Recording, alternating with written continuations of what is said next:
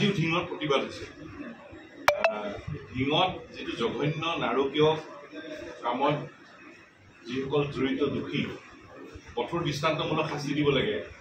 দুজন এতিয়াও পলাতক, প্ৰায় 6 দিন হৈ গ'ল, দুজনক এতিয়ালৈকে ধৰিব পৰা নাই। আজিও ঢিঙত ছাত্ৰ সন্থা, মহিলা সমাজ, ব্যৱসায়ী, ৰাইজ ওলাই আহি প্ৰতিবাদ কৰিছে। ঢিঙত আজি গণ প্ৰতিবাদ হৈছে। গতিকে ঢিঙৰ ধৰ্ষণ লগত জড়িত যি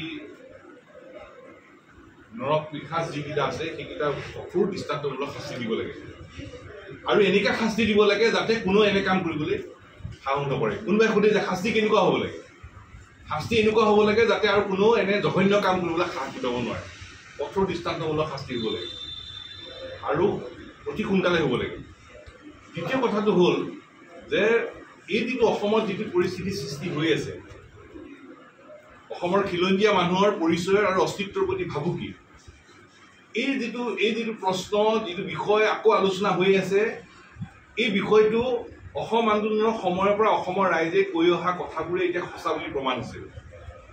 6 বছৰ অসম আন্দোলন চুক্তি হৈ যোৱা এতিয়া 40 বছৰ ধৰি, তাৰমানে যোৱা 45 বছৰ ধৰি অসমৰ খিলঞ্জীয়া মানুহে যিবোৰ কথা কৈ আহিছিল সেইবোৰ এতিয়া এটা এটাকে সঁচা বুলি প্ৰমাণ হৈছে। অসম আন্দোলনৰ 6 বছৰ, চুক্তি হৈ যোৱা 39 বছৰ।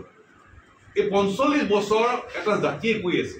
ভাৰতবৰ্ষৰ এনে কোনো ৰাজ্য নাই যিখন ৰাজ্যৰ জনসাধাৰণে 45 বছৰ নিজৰ ৰাজ্যৰ জনসাধাৰণৰ পৰিচয় ৰক্ষাৰ বাবে চিঞৰিবলগীয়া হৈছে।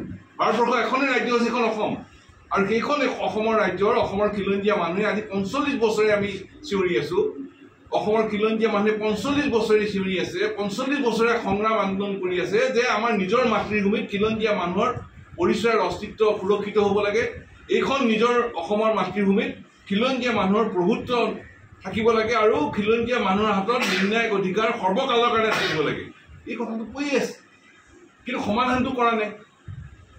চুক্তি হৈ যোৱাৰ পিছত সকলো দলৰ চৰকাৰ আছিল দিল্লী, দিছপুৰত, কোনো অসম চুক্তিৰ ৰূপায়ণে জ্বলন্ত বিদেশী সমস্যাৰ সমাধান কৰা নাই, যাৰ কাৰণে সমস্যাটো ভয়াৱহ হৈছে।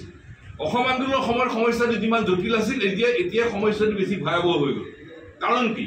দিল্লী, দিছপুৰত থকা সকলো দলৰ চৰকাৰে এই সমস্যাটো অসম চুক্তিৰ ৰূপায়ণে কাৰ্যকৰী নকৰিলে, তাৰ কাৰণে এতিয়া ভয়াৱহ হৈছে। জনবিন্যাস পৰিৱৰ্তন হৈছে, জনজাতীয় বেল ব্লক, বনাঞ্চল,